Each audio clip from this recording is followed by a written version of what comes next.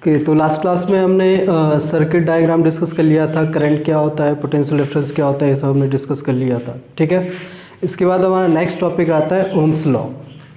ठीक है, Ohm's law. तो ओम्स लॉ किसने दिया था? साइंटिस्ट का नेम लिख लेते हैं। साइंटिस्ट का नाम क्या था? जॉर्ज साइमन ओम। इन्हीं के नेम के ऊपर ओम्स लॉ है।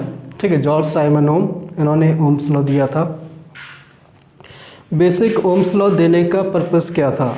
ठीक है, हमें पता था कि कोई भी कंडक्टर है, हमें क्या पता था, कोई भी कंडक्टर है, कोई वायर लिया आपने, इसके अक्रॉस आपने क्या लगा दिया, कुछ पोटेंशियल डिफरेंस लगा दिया। ठीक है, पोटेंशियल डिफरेंस लगा दिया तो इसमें क्या फ्लो करने लगा, एक करंट फ्लो करने लगा। ये तो पता है कि पोटेंशियल डिफरेंस लगा देंगे तो इसमें करंट फ्लो करने लगेगा। ये क्या है, और ये है हमारा कोई भी कंडक्टर। ठीक है, कोई भी वायर हो सकता है। ठीक है, तो यहाँ पे हमें तीन चीज़ें पता है। एक कंडक्टर, कंडक्टर के क्रॉस हमने पोटेंशियल डिफरेंस लगाया V, तो उसमें I करंट फ्लो करने लगा। अब हमें इन तीनों में रिलेशन पता है? नहीं पता, अभी तक तो नहीं पता कि हम इसमें कितना वोल्टेज लगाएं कि कितना करंट फ्लो करे। ठीक है, अगर हमने 100 वोल्ट लगाया तो कितना करंट फ्लो करेगा। ठीक है, और अगर इतना करंट फ्लो करेगा तो कितना वोल्टेज लगाना पड़ेगा। या फिर अगर हमने वोल्टेज लगाया और कंडक्टर दूसरा ले लिया तो करंट क्या सेम फ्लो करेगा। ठीक है, जैसे हमने एक एल्यूमिनियम का वायर ले लिया, उसमें 100 वोल्ट लगाया तो 10 एम्पियर फ्लो किया। हमने दूसरा कॉपर का ले लिया तो ज़्यादा करंट फ्लो कर गया। ठीक है, तो ये सारी चीज़ें यहाँ पर थी जिसमें हमें क्या होगा, बेसिकली वोल्टेज और करंट के बीच में रिलेशन अभी तक नहीं पता था। तो ओम्स लॉ बेसिकली बताता क्या है आपका, क्या बताता है, relation between voltage and current for a particular conductor. एक पर्टिकुलर कंडक्टर के लिए वोल्टेज और करंट में क्या रिलेशन होगा। ठीक है, इसी पर हमारा ये ओम्स लॉ है। तो ओम्स लॉ जो उन्होंने दिया था, सबसे पहले हम इसका एक्सपेरिमेंट समझ लेते हैं, कैसे उन्होंने ओम्स लॉ दिया था। उन्होंने एक्सपेरिमेंट किया बार बार, फिर उसके बेसिस पे उन्होंने ये लॉ दिया था। ठीक है, ये कोई आर्बिट्री लॉ नहीं है। ठीक है, पॉज कर। तो इसका एक्सपेरिमेंट समझ लेते हैं। सबसे पहले एक्सपेरिमेंट क्या है, एक्सपेरिमेंटल वेरिफिकेशन भी एग्जाम में पूछा जाता है कि एक्सपेरिमेंट जो ओम्स लॉ है उसका जो एक्सपेरिमेंटल वेरिफिकेशन है उसके लिए सर्किट ड्रॉ करो। ठीक है, सर्किट ड्रॉ करो, सर्किट से हम कैसे ओम्स लॉ को वेरीफाई करते हैं, ये जनरली कई बार एग्जाम में पूछा जाता है। तो सर्किट पता होनी चाहिए बेसिकली। तो सबसे पहले इसका क्या देख लेते हैं, एक्सपेरिमेंट देख लेते हैं। बाकी ओम्स लॉ आपका इम्पोर्टेंट, सबसे ज़्यादा इम्पोर्टेंट इस चैप्टर में, बिकॉज आगे वाला पूरा पोर्शन ओम्स लॉ पर ही बेस्ड होगा। ठीक है, ओम्स लॉ हर जगह यूज़ होगा, जितने भी आप इलेक्ट्रिसिटी पढ़ोगे, अभी पढ़ोगे, 12th में भी पढ़ोगे, तो वहाँ पर सब जगह ओम्स लॉ यूज़ होगा। तो एक्सपेरिमेंट क्या था, एक्सपेरिमेंट का जस्ट सिंपल सा हम क्या देख लेते, सेटअप देख लेते। क्या सेटअप था, तो हमें क्या चाहिए, हमने क्या चाहिए, कंडक्टर लेना है।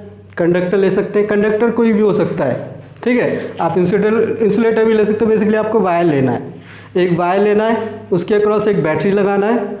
बैटरी क्या कराएगी, उसमें करंट फ्लो कराएगी।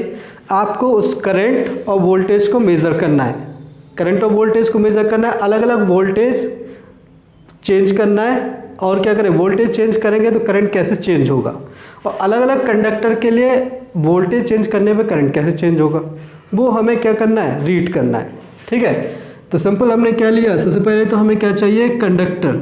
ठीक है, कंडक्टर लिया हमने, इस तरीके से कुछ भी ले लिया, ए एक्स वाई हमने कंडक्टर लिया। इस कंडक्टर के क्रॉस क्या लगा देंगे, एक बैटरी। क्या लगा दो, बैटरी। हमने क्या लगा दी, इसमें एक बैटरी लगा दी। बैटरी कैसी होनी चाहिए, जिसका हम वोल्टेज चेंज कर सकते हैं। जैसे हम मल्टीपल सेल वाली बैटरी लगाएंगे, जिसमें क्या होगा, कभी एक सेल यूज करेंगे, फिर 2 सेल कर सकते हैं, 3 सेल भी यूज कर सकते हैं। ऐसी वेरिएबल बैटरी हमें लगाना पड़ेगा। तो इस तरीके से हम ले लेते हैं मल्टीपल सेल वाली बैटरी, इस तरीके से ऐसे लगा सकते हैं, इस तरीके से बैटरी लगा सकते हैं। ठीक है, और यहाँ पर क्या होगा, यहाँ पर नंबर ऑफ सेल्स आप लगा सकते हो इस तरीके से, और बीच में यहाँ से कनेक्शन आप इस तरीके से ले सकते हो। ठीक है, कि जहाँ पर भी आप क्या करोगे, जैसे आपने यहाँ पर प्लेस कर दिया तो एक सेल आपका सर्किट में होगा, ठीक है, यहाँ पर प्लेस कर दिया तो 2 सेल सर्किट में होंगे, उसके अकॉर्डिंग पोटेंशियल डिफरेंस आपका आ जाएगा, ठीक है। तो ये यहाँ से क्या होगा, ये पॉइंट क्या शो कर रहा है, कहाँ पर आप वायर को कनेक्ट कर रहे हो, ठीक है, इस वायर को कहाँ पर आप कनेक्ट कर रहे हैं वो बता रहे हैं, समझ आया। अब इसके बाद क्या होगा, बाकी तो हमें करंट मेजर करना होगा, तो यहाँ पे एमीटर लगा सकते हैं, ये क्या हो गया एमीटर, ठीक है, एमीटर हो जाएगा। यहाँ पे स्विच वगैरह लगा सकते हो, स्विच लगाना है तो, ठीक है, इस तरीके से ये स्विच हम कनेक्ट कर सकते हैं। और यहाँ पर वोल्टेज मेजर करने के लिए क्या लगा देंगे, वोल्ट मीटर, ठीक है। ये कोई वायर हो गया, ये क्या हो गया वायर या कंडक्टर, इसको हम अलग से शो कर देते हैं, ठीक है, ये आपका कंडक्टर हो गया। कंडक्टर में कुछ करंट फ्लो करेगा, आई करंट फ्लो करेगा, जिसकी वजह से वी पोटेंशियल डिफरेंस आएगा, वी पोटेंशियल डिफरेंस आएगा। आपको अमीटर करंट मेजर करेगा, वोल्ट मीटर, ठीक है, ये हमें चेंज करना है। यहाँ पे यह क्या होगी आपकी बैटरी से हम क्या करेंगे, वोल्टेज चेंज करेंगे, बैटरी से वोल्टेज, इस पॉइंटर को यहाँ पे लगा देंगे तो कुछ अलग पोटेंशियल डिफरेंस आएगा, कुछ अलग करंट मिलेगा। जब यहाँ लगाएंगे तो अलग पोटेंशियल डिफरेंस आएगा, अलग करंट मिलेगा, इसीलिए हमने इसको वेरिएबल बैटरी यूज किया है, ठीक है।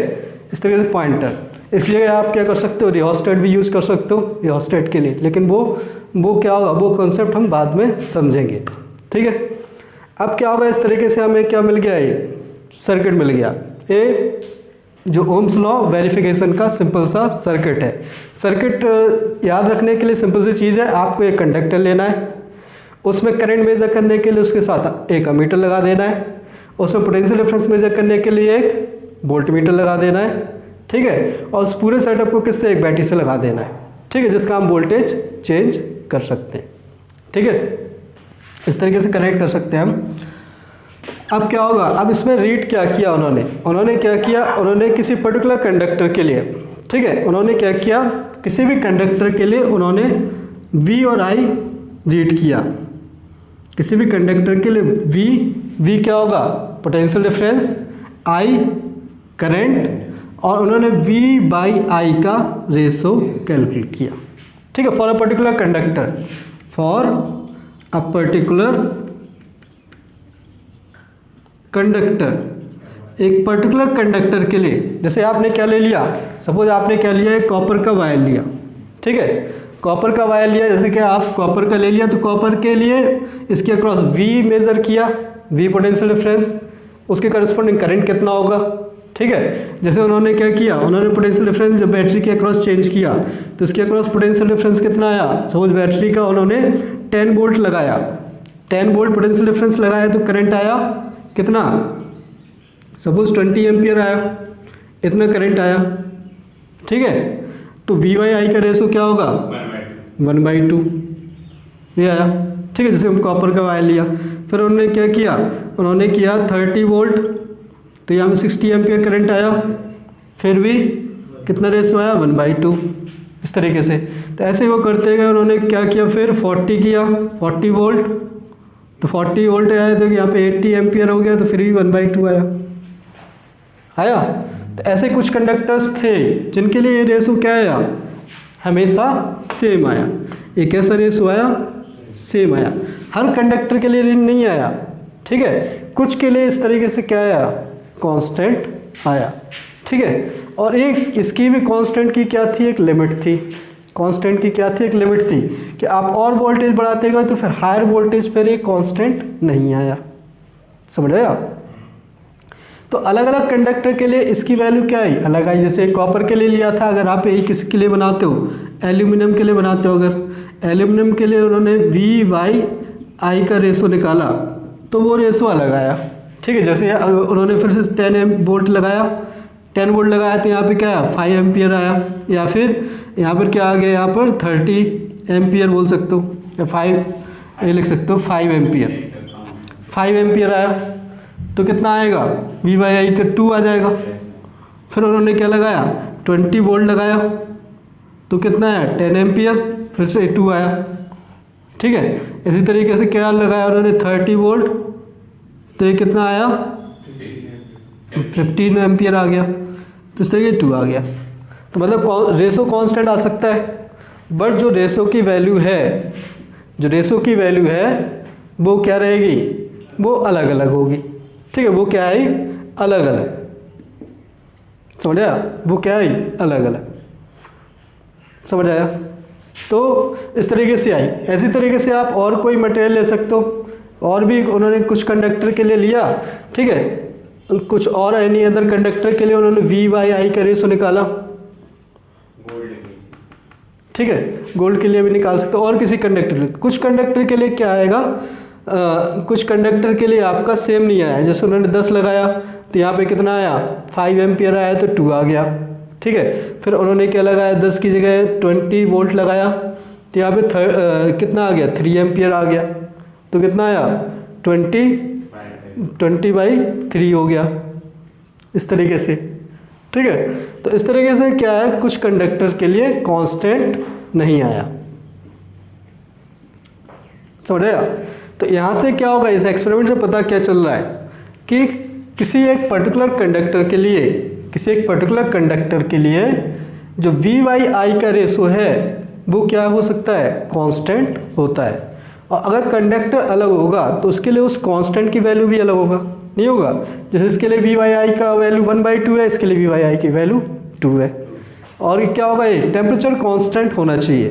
ठीक है, टेम्परेचर कांस्टेंट होना चाहिए, मीन्स कांस्टेंट टेम्परेचर पे ये सारा एक्सपेरिमेंट हम कर रहे हैं। बिकॉज जैसे जैसे वोल्टेज बढ़ेगा वैसे वैसे वायर क्या होने लगता है, गर्म होने लगता है, तो टेम्परेचर उसका चेंज हो सकता है। ठीक है, तो कांस्टेंट टेम्परेचर भी हमें ध्यान रखना है। ठीक है, तो इसी एक्सपेरिमेंट के बेसिस पे उन्होंने क्या दिया था, अपना लॉ दिया था, जिसको क्या बोलते हैं, ओम्स लॉ बोलते हैं। समझ आ गया, ये सिंपल सा एक्सपेरिमेंट है, ये आपको एक्सप्लेन करना है। तो ओम्स लॉ का सिंपल हम स्टेटमेंट लिख लेते हैं। ठीक है, और उसके बेसिस पे हम क्या डिफाइन करेंगे, वो आएगा आपका एक नया टर्म यहाँ पे इंट्रोड्यूस करेंगे किसी भी कंडक्टर के लिए, जिसके लिए क्या बोलते हैं, resistance.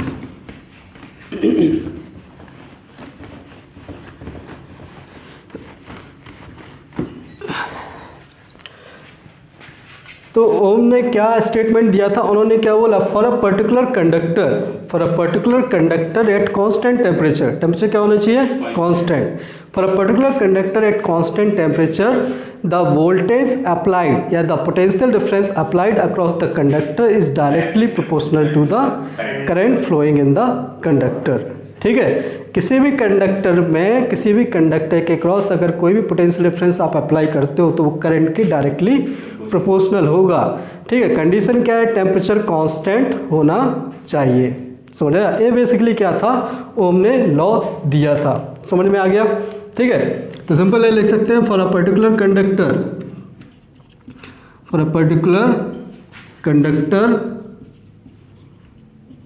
At constant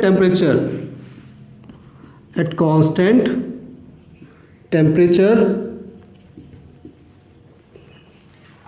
the potential difference across the conductor is directly proportional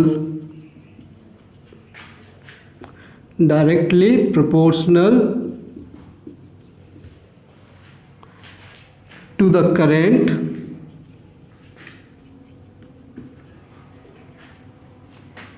flowing in the conductor, current flowing in the conductor। ठीक है, ये बेसिकली क्या था, ओम ने लॉ दिया था जिसको हम ओम्स लॉ के नाम से जानते हैं।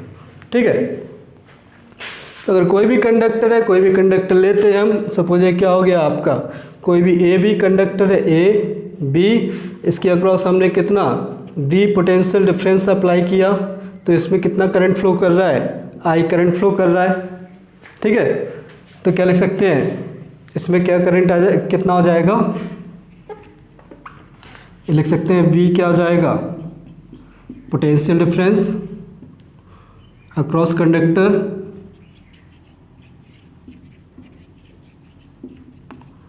आई क्या होगा, करंट, आई करंट हो जाएगा। तो क्या होगा, अकॉर्डिंग टू ओम्स लॉ क्या लिख सकते हैं, क्या लिख सकते हैं, then V will be directly proportional to I। इसी को क्या बोला जाता है, ओम्स लॉ। ठीक है, वोल्टेज करंट के डायरेक्टली प्रोपोर्शनल होगा। इसका मतलब क्या है कि अगर आप वोल्टेज बढ़ाओगे तो करंट उसके प्रोपोर्शन में बढ़ेगा। यही मतलब हुआ कि अगर वोल्टेज बढ़ाओगे, वोल्टेज 10 था, करंट 20 फ्लो किया, वोल्टेज डबल कर दिया तो करंट भी डबल हो जाएगा। इसका मतलब क्या हुआ कि जो वोल्टेज और करंट का रेशो होगा वो हमेशा क्या रहेगा, कांस्टेंट रहेगा। वोल्टेज और करंट का रेशो क्या होगा, हमेशा कांस्टेंट रहेगा। मीन्स वोल्टेज करंट के साथ प्रोपोर्शन में बढ़ रहा है, ठीक है। इसलिए V बाई आई का रेशो क्या हो जाएगा, कांस्टेंट। ठीक है, इस कांस्टेंट को क्या बोला जाता है, इस कांस्टेंट को क्या लिखते हैं हम, R। इस कांस्टेंट को क्या लिखते हैं, R। ठीक है, द कांस्टेंट ले बोल सकते हैं या फिर ये लिख सकते हो, the constant of proportionality. Constant of proportionality is called, क्या बोलते हैं इसके लिए, रेजिस्टेंस ऑफ द कंडक्टर। क्या बोलते हैं, रेजिस्टेंस ऑफ कंडक्टर। इसको रेजिस्टेंस ऑफ द कंडक्टर बोलते हैं, आर से रिप्रेजेंट करते हैं, कैपिटल आर से। ठीक है, तो क्या हो जाएगा, यहाँ पर लिख सकते हैं V by I equal to R. क्या हो जाएगा, V by I equal to R, where R क्या है, रेजिस्टेंस ऑफ द कंडक्टर।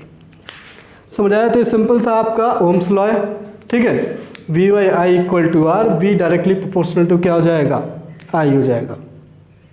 आगे समझ में। ठीक है, तो ये ओम ने दिया था, इसको ओम्स लॉ बोलते हैं।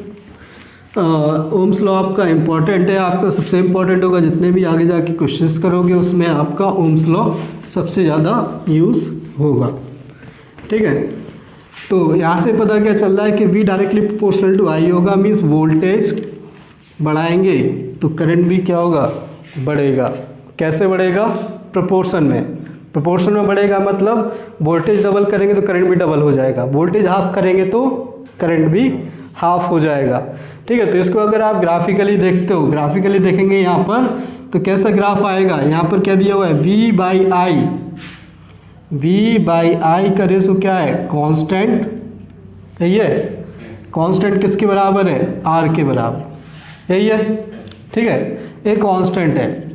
तो इसको ग्राफ से देखोगे तो ग्राफ V और I में अगर आप ग्राफ बनाते हो वोल्टेज वर्सेस करंट में, तो कैसे आएगा। जैसे आपने क्या किया, यहाँ पर 10 वोल्ट लिया तो करंट भी क्या हो जाएगा, करंट क्या हो गया, हो सकता है 20 हो जाए, हो सकता है, या फिर डबल हो जाए, जो भी हो सकता है। जैसे 5 एम्पियर है, करंट को किस में ले लिया, एम्पियर में, वोल्टेज को किस में ले लिया, वोल्ट में। ठीक है, तो 5 है तो 10 आया, यहाँ पर आ गया। फिर 20 किया, 20 वोल्ट, तो ये कितना हो जाएगा, 10 हो जाएगा। ठीक है, 10 आ गया तो फिर से यहाँ पर आ गया। ठीक है, ऐसे क्या किया आपने, 30 किया तो कितना हो गया, कितना हो जाएगा, 15 हो जाएगा। ठीक है, तो इस तरीके से यहाँ पर आ गया। तो इस तरीके से अगर इनको क्या कर दो, ज्वाइन कर दोगे तो आपको क्या मिलेगा, एक स्ट्रेट लाइन मिलेगा यहाँ पर। ठीक है, यहाँ पर ये सब क्या मिल जाएगी, एक स्ट्रेट लाइन। समझ आया। ठीक है, तो अगर V और I के बीच में हम ग्राफ ड्रॉ करते हैं तो V और I का रेशो सेम कांस्टेंट है, तो ग्राफ क्या आएगा, स्ट्रेट लाइन। तो अगर जिस भी कंडक्टर के लिए V और I का ग्राफ स्ट्रेट लाइन आ रहा है, मतलब वो ओम्स लॉ को क्या कर रहा है, फॉलो कर रहा है। ठीक है, अगर उसका V और I का ग्राफ स्ट्रेट लाइन नहीं आ रहा है तो क्या होगा, ओम्स लॉ को फॉलो नहीं कर रहा है। ठीक है, तो ऐसे कंडक्टर ग्राफ ध्यान रखना है। ठीक है, ग्राफ ध्यान रखना है, V और I का रिलेशन कैसा आएगा, straight line, graph straight line आएगा ओम्स लॉ में। ठीक है, V और I में। ऐसे कंडक्टर्स को क्या बोला जाता है, ओमिक कंडक्टर्स। ठीक है, क्या बोलते हैं, ओमिक कंडक्टर्स, वो कंडक्टर जो ओम्स लॉ को फॉलो करते हैं उनका ग्राफ कैसा आता है, स्ट्रेट लाइन, वी और आई का ग्राफ स्ट्रेट लाइन होगा और उनको बोला जाता है ओमिक कंडक्टर्स। समझ आया? लिख सकते हो ohmic conductors, ohmic conductors. Ohmic conductors क्या होते हैं? The conductors which follow Ohm's law, which follow Ohm's law.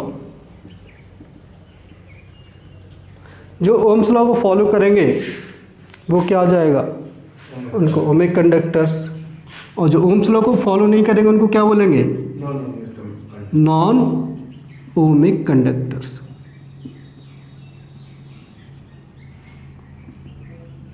ठीक है, नॉन ओमिक कंडक्टर्स ये आपके ओम्स लॉ को फॉलो नहीं करते,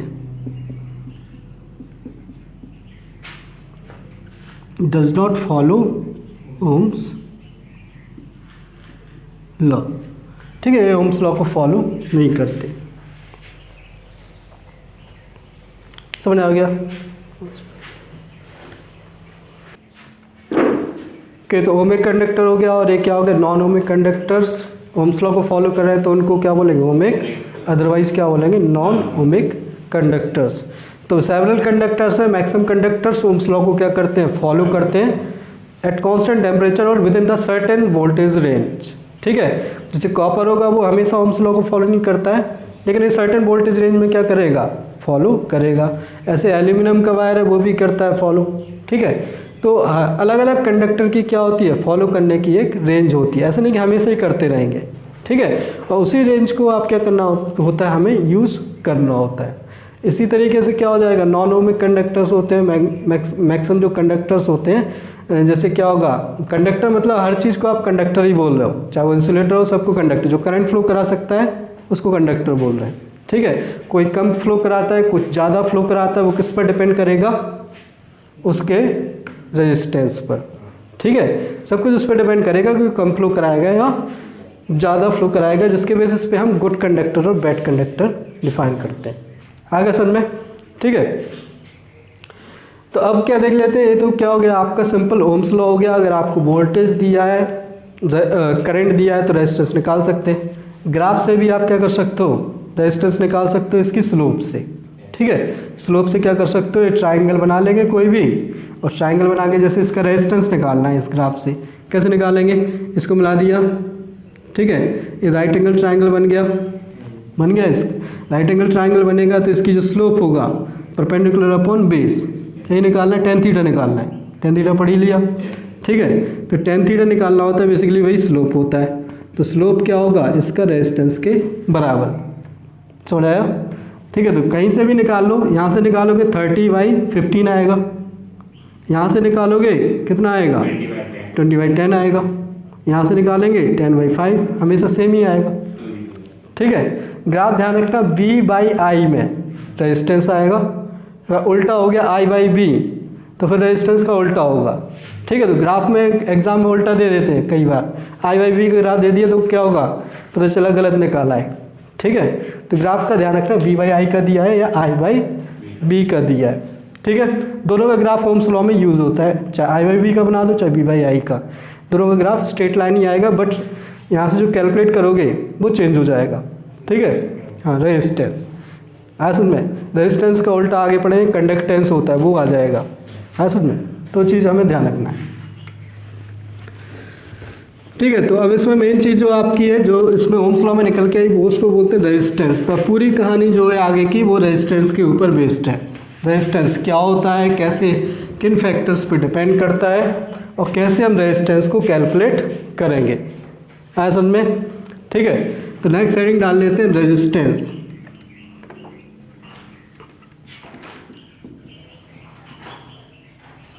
ठीक है, यहाँ से नेक्स्ट हो जाएगा, रेजिस्टेंस को किससे रिप्रेजेंट करते हैं, कैपिटल R से, R से रिप्रेजेंट करते हैं सिंपली।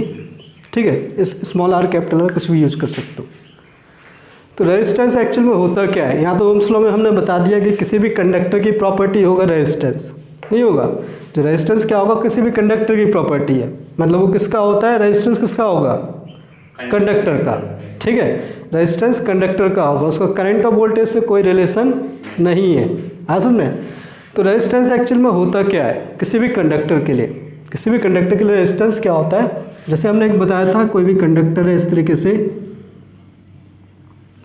इसके अक्रॉस हमने क्या लगाया, कुछ पोटेंशियल डिफरेंस लगाया, plus minus V potential difference लगाया, तो इसमें कुछ करंट फ्लो करने लगा, I करंट फ्लो करने लगा, ठीक है। क्या फ्लो करने लगा, I करंट फ्लो करने लगा। तो अब इसमें जब करंट फ्लो करेगा तो करंट किसकी वजह से फ्लो करता है, इलेक्ट्रॉन्स की वजह से। कौन से इलेक्ट्रॉन्स की वजह से, फ्री इलेक्ट्रॉन्स, ठीक है।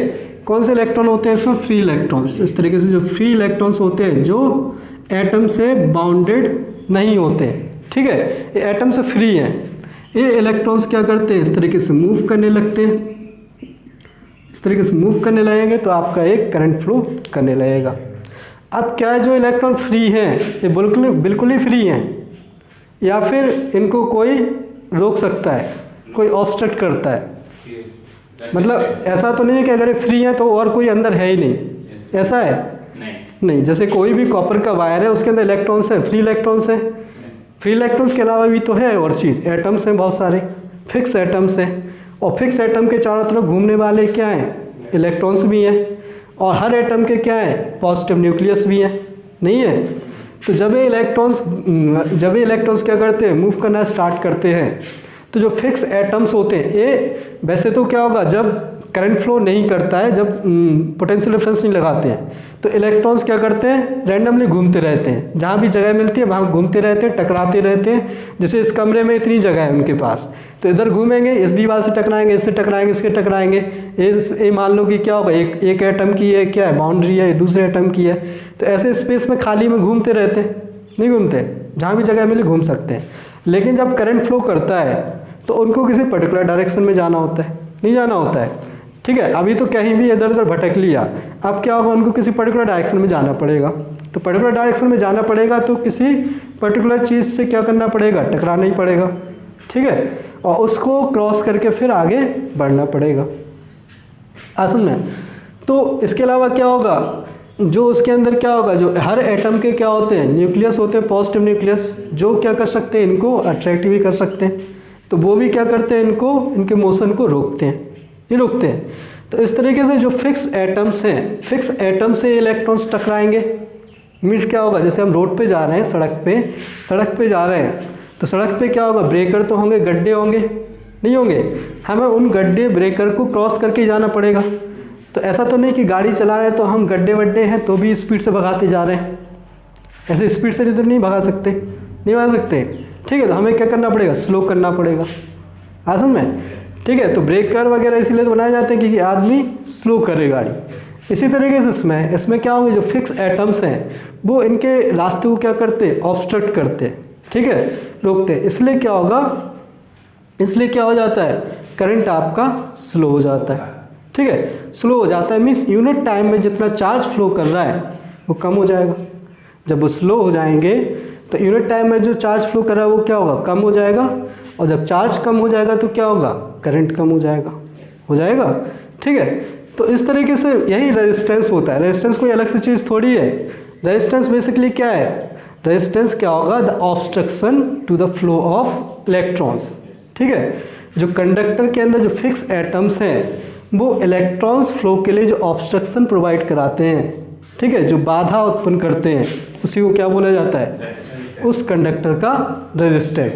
और बाधा उत्पन्न करते हैं तो क्या होगा, वो उनके फ्लो को, जो फ्लो हो रहा है उसको क्या करते हैं, स्लो करते हैं। और बहुत ज़्यादा उन्होंने ऑब्स्ट्रक्शन किया तो बिल्कुल क्या कर सकते हैं, बहुत ही जीरो भी कर सकते हैं।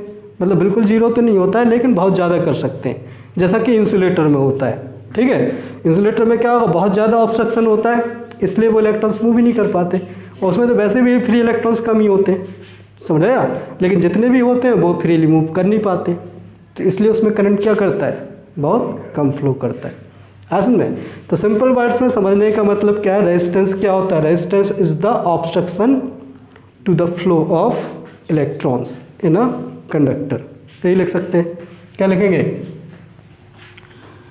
लिख सकते हो रेजिस्टेंस, सिंपल डेफिनेशन लिख सकते हो, रेजिस्टेंस इज द ऑब्स्ट्रक्शन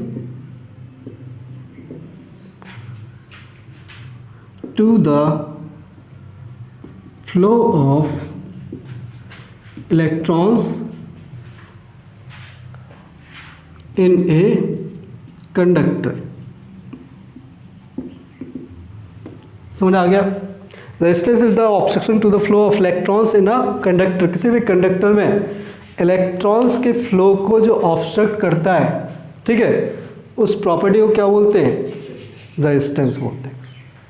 ठीक है, इसी प्रॉपर्टी को रेजिस्टेंस बोला जाता है। आगे समझ में? ठीक है, तो ये आपका रेजिस्टेंस हो जाएगा। ओम्स लॉ से हम क्या कर सकते हैं, इसको लिख सकते हैं। ओम्स लॉ से क्या होगा? फ्रॉम ओम्स लॉ अगर हम लिखेंगे, ओम्स लॉ, रेजिस्टेंस क्या आएगा? V बाई आई, यही रेजिस्टेंस था। ठीक है, किसी कंडक्टर के क्रॉस हमने V वोल्टेज लगाया, I करंट फ्लो हुआ, तो उसका रेजिस्टेंस कितना होगा? R। तो रेजिस्टेंस क्या होगा? वोल्टेज और करंट। अगर वोल्टेज और करंट पता है तो रेजिस्टेंस निकाल सकते हैं, तो उसी के हिसाब से तो डिसाइड होगा कितना करंट फ्लो करेगा। ठीक है, अगर हमें रेजिस्टेंस पता है तो उसके हिसाब से पता लगा सकते हैं कितना करंट उसमें फ्लो कर सकता है। ठीक है, तो रेजिस्टेंस किसकी प्रॉपर्टी है? बेसिकली कंडक्टर की। ठीक है, यहाँ से लिख सकते हो resistance is the property of conductor.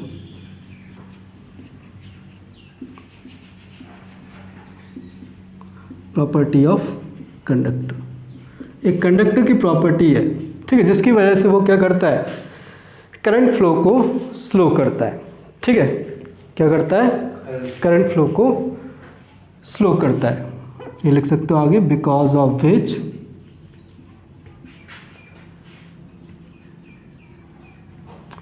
it slows down the current।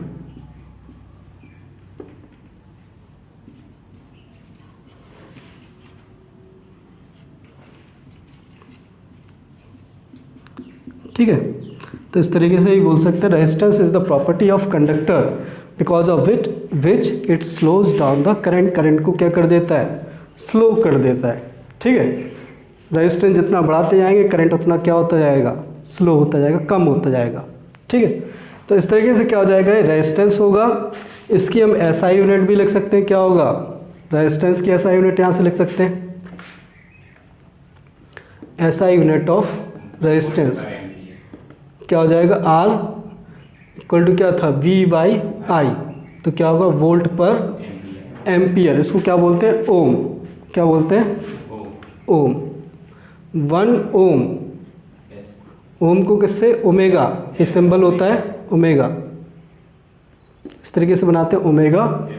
ऐसे लिखते हैं 1 ओम इक्वल टू 1 वोल्ट पर एम्पियर। ठीक है, ये इसकी ऐसा यूनिट होती है। समझ आया? यहाँ से 1 ओम को डिफाइन कर सकते हो। 1 ओम को किस तरीके से डिफाइन करेंगे?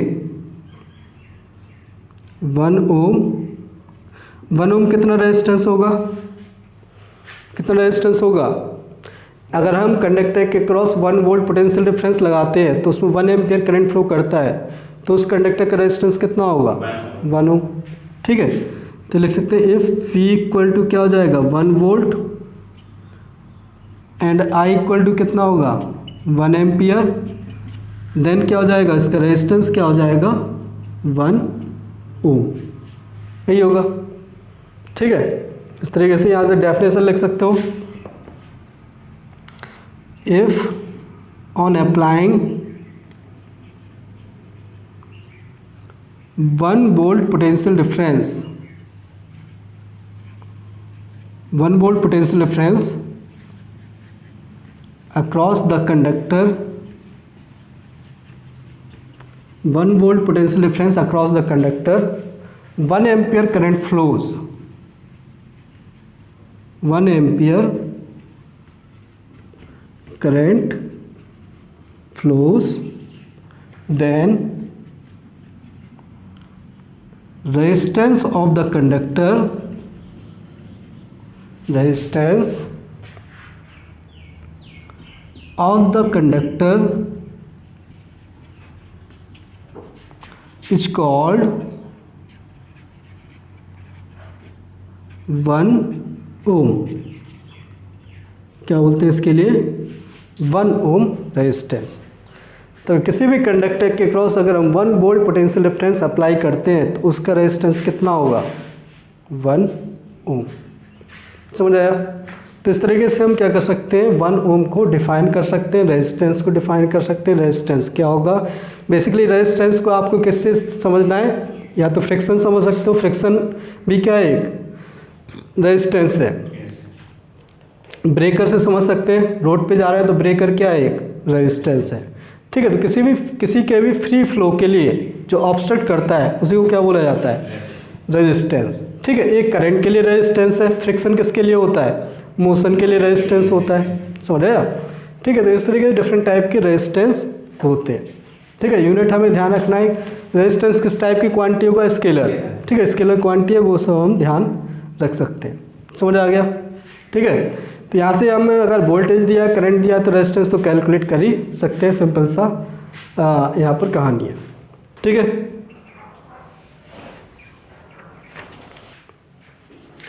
कि एक सिंपल सा एग्जांपल देख लेते हैं इसमें। जैसे हमने क्या लिया, एक कोई भी वायर लिया, यहाँ पे कंडक्टर ले लिया। ठीक है, ये कोई भी कंडक्टर है, इसके क्रॉस हमने क्या लगाया? कुछ भी पोटेंशियल डिफरेंस लगाया, कोई बैटरी लगा दी हमने। ठीक है, इस तरीके से हमने क्या लगा दी? एक कुछ 10 वोल्ट की बैटरी लगा दी। ठीक है, 10 वोल्ट की बैटरी लगा दी। यहाँ पे क्या लगा हुआ है? एक अमीटर लगा हुआ है।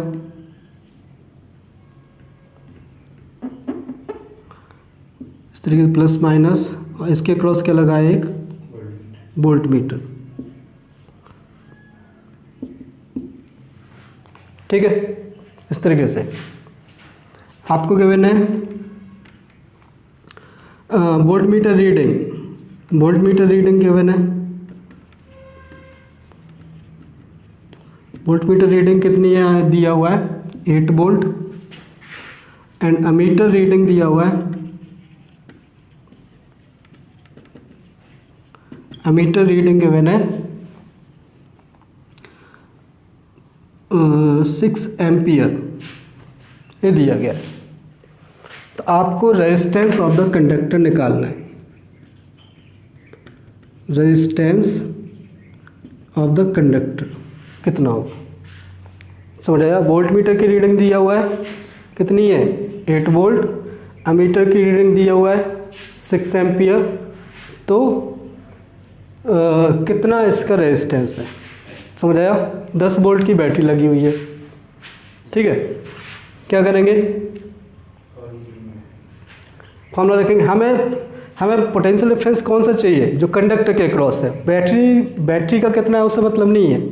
ठीक है, समझ आया? कभी कभी बैटरी का भी इसके बराबर हो जाता है जब कुछ नहीं दिया है, कुछ हो सकता है कि इसके क्रॉस कुछ और लगाओ। ठीक है, हमें तो ये पता है, बिकॉज जैसे इस कंडक्टर का रेजिस्टेंस है वैसे इस वायर का भी रेजिस्टेंस होता है। हर कंडक्टर का कुछ ना कुछ रेजिस्टेंस होता है। तो हमें तो क्या होगा? इसके क्रॉस कितना पोटेंशियल डिफरेंस है उससे मतलब है। तो जितना वोल्टमीटर की रीडिंग होगी वही पोटेंशियल डिफरेंस इसके क्रॉस होगा, नहीं होगा? तो इसके क्रॉस कितना पोटेंशियल डिफरेंस होगा? 8 वोल्ट। और इसके क्रॉस इसमें कितना करंट फ्लो कर रहा है? 6 एम्पियर। तो ये क्या हो गया? V। ये क्या हो गया? I। रेजिस्टेंस क्या होगा? V by I। V कितना है? 8/6। ठीक है, सॉल्व कर लो, कितना आ जाएगा? 4/3 इतना हो। ठीक है, तो जब भी आप रेजिस्टेंस कैलकुलेट करोगे तो आपको पोटेंशियल डिफरेंस कौन सा लेना है? जो कंडक्टर के अक्रॉस है। ठीक है, और करंट कितना फ्लो करेगा? करंट तो आपका एक ही जगह फ्लो कर रहा है, एक ही वायर है। ठीक है, अगर कुछ बीच में ब्रांचिंग नहीं है तो पूरे जो यहाँ से करंट जाएगा वही तो जाएगा, वही कंडक्टर में जाएगा। वोल्ट मीटर में कोई करंट नहीं जाता है, ध्यान रखना है। ठीक है, कभी भी वोल्ट मीटर में कोई करंट नहीं जाता है, अमीटर में करंट जाता है। ठीक है, तो करंट यहाँ से इधर नहीं जाएगा, करंट पूरा इधर से ही इधर जाएगा। समझ आ गया? तो इस तरीके से रेजिस्टेंस कैलकुलेट कर सकते हैं। ओके।